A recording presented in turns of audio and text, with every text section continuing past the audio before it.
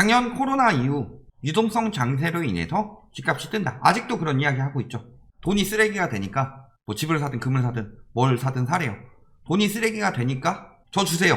저는 쓰레기로 취급하지 않겠습니다. 쓰레기는 버리셔야죠. 제가 처분해 드릴게요. 봉투값 아끼고 얼마나 좋아요. 왜 그럴까요? 돈 벌려고 하는 거죠. 쓰레기 벌려고 하는 거예요. 그러니까 쓰레기라고 하면서 남들한테 이야기해서 돈 벌려고 하는 쓰레기죠. 그러면은 돈이 쓰레기가 되느냐? 최근 코로나로 인해서 뭐 유동성 장세다, 돈 많이 풀었다 이야기하고 있지만 통화승수가 줄었기 때문에 돈이 안 돌고 있기 때문에 돈을 풀었던 거고, 돈이 돌면 어떻게 돼요? 다시 유동성을 회수하겠죠. 지금 그런 징조들이 엄청나게 많이 나왔는데도 아직도 돈이 쓰레기다 하는 인간들은 진짜 쓰레기다. 그래서 유동성 회수가 어떻게 진행되고 있는지 내용 보시겠습니다. 그 전에 계속 뭐라고 그랬어요? 4년 내 최저치 실질금리의 시중 유동성 역대 최대폭 증가했다. 처음에 기준금리 내려가면서 금리가 낮아서 그렇다라고 하는데 시중금리가 그때 기준금리 떨어지기 이전을 넘어섰죠. 주담대랑 신용대출은 적어도 넘어섰다. 그러니까 이제 뭐 갖고 이야기해요? 실질금리. 실질금리가 뭐예요? 실질금리가 낮다는 게 지금 굉장히 좋은 상황이 아니에요. 역대 최대폭 증가 이야기하고 있는데 시중 유동성이 역대 최대폭 증가했다. 보통 뭐 써요? M2 아니면 시중 부동자금. 보통 두 가지 이야기하죠. 부동자금 뭐 거의 당장 쓸 수 있는 것들 이야기하고 있죠. 그 다음에 M2 뭐예요? 2년 내 사용할 수 있는 것들 하고 있죠. 즉 얘네가 늘어나고 있다는 건 뭐예요? 정부에서 돈 풀고 있나요? 얘네랑 빚이 같이 늘어나고 있다. 팔고 현금화해서 아직 투자할 곳을 못 찾았다. 그래서 분산 투자, 보통 부자들은 한 군데 몰빵 안 하죠. 그런데 요즘 인생 한방 해가지고 뭐 코인 산다든가 아니면 영끌해서 집 산다든가 이게 굉장히 위험한 행위다. 지금 현금화하고 있다는 거예요. 현금 가지고 있다는 거고. 거기다 실질금리가 낮다는 건 무슨 소리예요? 실질금리는 금리에서 물가 상승률 뺀 거라고 보면 되죠. 즉 물가는 올라가고 있는데 금리는 물가보다 덜 올라가고 있다. 그렇다면은 금리를 더 빨리 올려야 되는 상황이 오고 있다. 시중 유동성 증가하고 있는데 가계대출도 사상 최대다. 계속 경신하고 있죠. 왜 그래요? 미국처럼 우리나라가 돈 풀지 않았어요. 미국은 이렇게 됐지만 우리나라는 거의 뭐 한 요 정도죠. 뭘로 다 지금 늘어나고 있는 거다? 빚으로. 실질금리 최저다라는 거는 금리 인상이 임박했다는 얘기고, 금리 인상되면은 빚으로 유동성을 키웠기 때문에 무너지기 쉬워진다. 그런 상황에서도 신용대출은 급증하고 있대요. 근데 요것도 이제 7월 이후로 나가리다. 예금 빼고 신용대출 급증하고 있다. 예금으로 안 하죠. 보통 이제는 맨날 주식 뜬다, 코인 뜬다 이러니까. 그런데 보면 증시도 대기자금이 늘어나고 있죠. 대기만 하고 있다. 지금 또 공매도 들어오고 하고 있으니까. 자, 그러면서 옐런 미 재무부 장관이 금리 인상이 필요하다. 왜 그래요? 자산시장 거품 위험하다. 지금 이런 얘기하고 있는데 현금이 쓰레기란 얘기하고 있어요. 지부터 사든가. 경제가 과열되지 않도록 금리를 다소 올려야 할 수도 있다. 그런데 문제는 우리나라는 미국이 올리면 따라서 올려야 되죠. 외환 유출은 더 이상 안 된다. 가뜩이나 환율도 많이 낮아지고 그런 상황이라서 반도체나 이런 것들 잘 되고 있으니까 그나마 좀 괜찮은 거지. 미국이 올렸는데 우리나라 안 올리면은 많이 빠져요. 그래서 원만하게 금리 인상할 것이다. 원래 2023년부터 이야기했는데 21년부터 벌써 이야기가 나오고 있다. 왜 저런 얘기해요? 물가가 너무 빨리 오르니까. 항상 이런 이야기 하고 있죠. 인플레이션이 오니까 현금 가치가 떨어지니까 자산 가치가 올라갈 것이다. 그거는 정상적인 상황이었을 때, 예를 들어서 자산도 원래 이렇게 올라가야 되는데 지금 자산이 이렇게 올랐어요. 뭘로 쌓아놓은 거예요? 저금리로 인한 빚으로. 그런데 빚으로 쌓아놨기 때문에 금리가 올라가게 되면은 결국에 되돌아가게 돼 있죠. 이건 언제 그랬어요? 리먼 때도 그랬고 일본 부동산 버블 때도 그랬죠.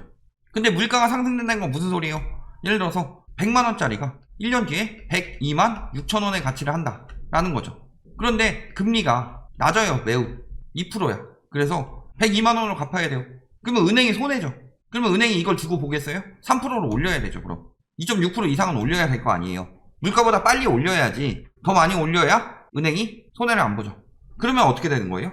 물가 살아나고 경제의 성장률 올라가고 돈이 돌기 시작한다. 특히 돈을 왜 풀었다? 돈이 안 도니까 풀었죠. 그러면 돈이 돌기 시작하면은 정부에서 어떻게 해야 돼요? 유동성을 회수해야 되겠죠. 그걸 위해서 사용하는 방법들이 여러 가지가 있죠. 해금도 있고 RP로 풀었으니까 RP 다시 환수하는 방법도 있고 여러 가지 방법이 있죠. 옐런이 금리 인상 빨라질 수 있다라고 경고를 한 거죠. 왜 경고를 하는 거예요? 그냥 금리 올려버리면 경기가 급격히 무너질 수 있으니까 조심해라 라고 미리 경고해 놓는 거죠. 거기서 그런 경고를 안 듣는 사람들은 어떻게 된다? 위험한 거죠. 왜 미리 경고하겠어요? 예전에 리먼 때 미리 경고 제대로 안 들어가면 어떻게 돼요? 터지는 거니까. 미 증시도 지금 위험 개념 상실했다. 닷컴 버블 분위기와 흡사하다. 지금 비트코인 이야기 많이 하죠. 과잉 유동성이라서 비트코인 계속 뜬다. 그런데 이거 굉장히 위험하다. 사실 가치가 없다. 유에서 물을 창조하는 기술이고 그걸 가지고 검은 돈이 돌면서 익명성이 있으니까 그런 걸로 뜨고 있는 거고 사람 낚고 있는 거라고 그랬죠. 제로섬 게임이니까. 그런 상황이라서 비정상적으로 올라가고 있어서 매우 위험하다. 이 이야기 했더니 미래 가치성이래요. 블록체인 기술이 어쩌고. 그 기술이 가치가 있는 거지 비트코인이 가치가 있는 게 아니죠. 그러면은 그 기술을 토대로 정부에서 관리할 수 있는 통화를 만든다면 모를까. 전 세계적으로 그렇게 돌고 있는 것에서 미국이든 중국이든 다른 나라에서 타국에서 우리나라 경제에 돈으로 개입할 수 있는 그런 화폐의 가치를 얼마나 인정해 주겠냐. 블록체인 기술이 좋다 칩시다. 그러면 지금 당장 활용하는데 엄청나게 중요한 기술이에요? 닷컴 버블 때 어땠어요? 앞으로 IT 업계가 이끌어 나갈 것이다. 장기적으로. 그렇죠. 장기적으로 IT 업계가 이끌어 나가고 있어요. 그런데 굉장히 증시는 빠르게 올라갔다가 빠르게 떨어졌죠. 왜? 장기적으로 이렇게 올라가야 되는데 기대치만 이렇게 올라가가지고 유동성이 몰린 거니까. 결국엔 제대로 되는 거죠. 그러니까 비트코인이 지금 과거의 닷컴 버블과 가장 비슷하다. 미래 가치성 운운하면서 비정상적인 거품이 끼어 있다. 이런 이야기 하는데 뭣도 모르고 쓴대요. 뭣도 모르고라고 하면은 이야기를 반박을 해라. 맨날 뭣도 모르고 본인도 모르니까 그런 거예요. 누구한테 주워 들어가지고 미래 가치가 있는 자산인 양 싶은데 본인도 설명을 못하니까 와가지고 그냥 악플만 달고 꺼지는 거지. 증시 위험 개념 닷컴 버블이랑 비슷하다고 그랬어요. 주택시장 금융위기 직전처럼 거품 껴있다고 그랬죠. 닷컴 버블이 주식의 거품 가장 낀 거였죠. 경제 대공황 이후에. 그 다음에 주택시장은 금융위기 때가 가장 거품 껴있었죠. 두 가지 다 경고 들어가고 있다 지금. 그리고 이미 금리 정책 이야기했고 연준에서도 긴축 이야기했다. 그런데 무슨 아직까지도 현금 쓰레기다 이런 이야기하고 있어요. 거기다가 고용률 올라가고 있죠.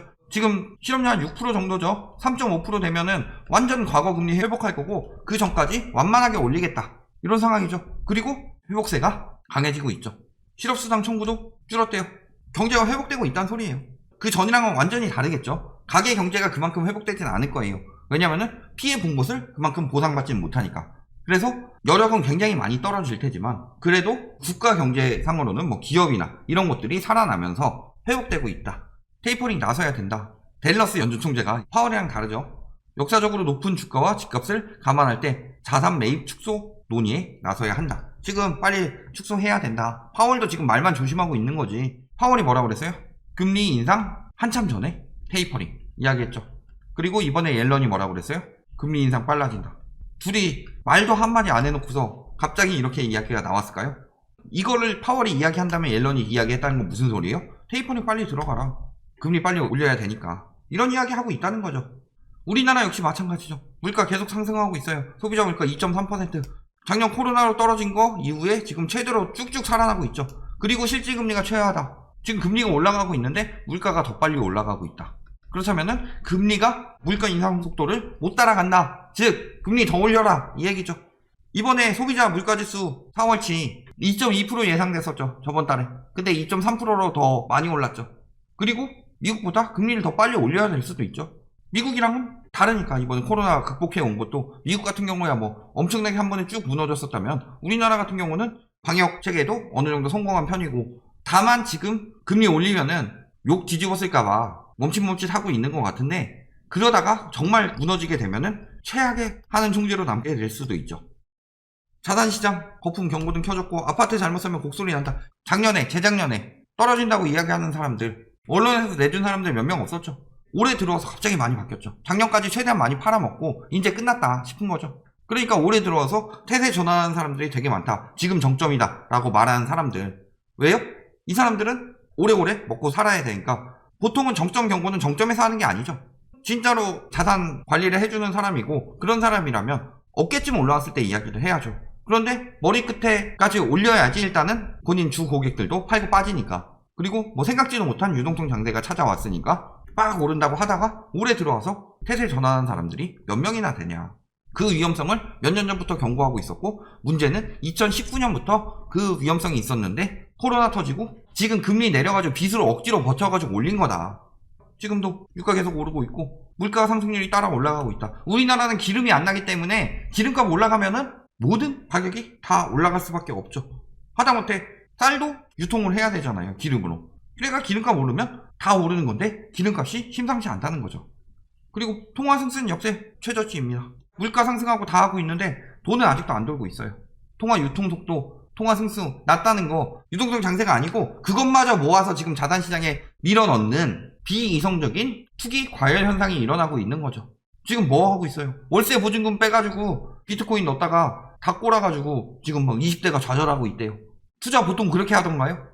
돈을 풀었다고 유동성 장세가 아니고 돈이 안 돌고 있어서 가계 경기는 계속 침체되어 가고 있죠. 우리나라는 그게 특별히 심하다. 특히 부동산에 많이 묶여서 지금 부채로 돌리고 있는 경제다. 우리나라도 지금 연내 금리 인상 이야기 나오고 있습니다. 가계부채 문제를 통화정책으로 풀어야 한다. 당장 금리 인상 된다는 얘기는 아니에요. 미국 옐런이 어떻게 나서느냐에 따라서 23년에 금리 올린다고 그랬는데 22년에 오를 것 같다. 그렇다면 우리나라도 올해 말쯤에는 오를 수가 있다는 거죠. 그리고 저런 말을 하는 사람들이 하나둘씩 늘어나고 있다. 즉 유동성 회수해야 된다. 말이 나오는 만큼 자산시장에 굉장히 거품이 끼었다. 외국도 보면은 그래서 이미 올린 데들 많죠. 터키 지금 19%예요. 이렇게 올렸죠 거의. 브라질 올렸죠? 러시아 올렸어요. 캐나다도 지금 테이퍼링 들어가고 있고 금리 인상 테이퍼링 세계적으로 이미 들어가고 있다. 코로나로 인한 유동성 장세는 종말을 맞이하고 있다. 그런데 아직도 이 유동성 장세가 2년 3년 계속 갈 것처럼, 특히 부동산 같은 경우는 한 번 사면 적어도 2년 이상은 가지고 있어야 되는데 지금 테이퍼링 일어나고 금리 인상 일어나고 있는데 2년 뒤에 어떻게 될 거예요 그럼? 테이퍼링 신호 나왔다 영국에서도. 우리나라는 얼마나 갈까요? 암호화폐도 지금 계속 이야기 나오고 있고 자산 굉장히 거품 많이 들어가 있다. 세계적으로 왜 지금 정부에서 암호화폐를 경계하고 있냐? 너무 무리한 투기 수요가 들어왔고 자국의 통화가 저런 걸로 인해서 외국으로 암암리에 빠져나가는 거고, 그리고 암호화폐에 대해서 과잉적으로 유도하는 사람들로 인해서 저게 막 화폐를 대체할 것처럼 하지만 안 된다 이야기하고 있는 거고, 마이클 버리가 이야기했죠. 암호화폐가 대체할 수 없는 이유에 대해서 정부에서 컨트롤할 수 없는 화폐를 인정을 하겠느냐. 지금 많이 부풀려져 있고 낮은 국채 이자율을 반영하고 있다. 국채 이자를 감안한 방법을 사용한다고 해도 정상치에 비해 부풀려졌다. 국채 이자가 낮으니까 거품이 많이 꼈다. 그런데 안 났다고 치더라도 거품이 엄청나게 많이 꼈다. 지금 이런 상황이죠. 코인도 마찬가지고 밈이에요 밈. 가자 하면 뭔지도 모르고 가고 있다. 도지코인 그냥 개 얼굴 박아서 만든 거예요 장난으로. 근데 머스크가 아들한테 선물했다니까 아 이게 유명한 코인이구나 하면서 다 몰리는 것처럼 밈에 끌려다니고 있다. 비정상적인 과열 심리가 깔려 있을 때는 누가 그냥 지시하면은 모르는 사람들 다 따라간다. 그 모르는 사람들이 많이 들어온 장세가 거품 장세고 끝물이란 얘기죠. 결론, 미국 테이퍼링 그 다음에 금리 인상 압박 심해지고 있다. 생각보다 지표가 빠르게 살아나고 있다. 이거는 우리나라 역시 마찬가지고, 그리고 지금 보면은 미국 2008년 글로벌 금융위기 수준이래요 주택 가격이. 근데 미국은 최근에나 꼈죠. 우리나라는 2014년에 다 풀어줘가지고 2015년부터 급등세가 나타나기 시작했죠.